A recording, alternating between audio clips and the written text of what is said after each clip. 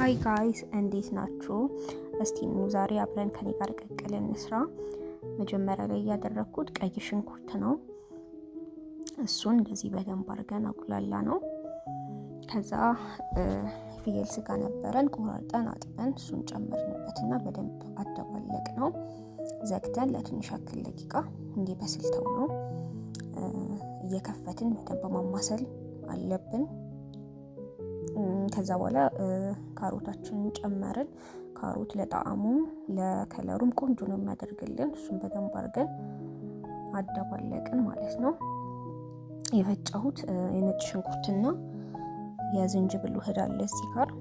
ከዛ በኋላ በደንብ ዘይት አደረግንበት። ያው ቆንጆ ነው የሚያደርገው። ቅቅል ቅባት ይወዳል። በደንብ አድርገን ቅባት አደረግንበት፣ ዘይት ማለት ነው።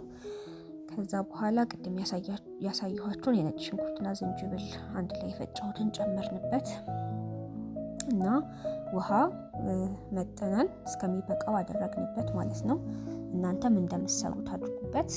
ፉድ ከለር የሎ ከለር ነበር የተጠቀምነው፣ እሱን አደረግንበት። በጣም ነው መልኩንም የሚያሳምረው። ቆንጆ ከለር፣ ልክ እንደዚህ የሚያምር ከለር ሰጠን ማለት ነው። ከዛ በኋላ ላይ ድንቻችንን ጨመርን። መጨረሻ ላይ የጨመርነው ያው ሙክክ እንዳይልና ለዛ ነው።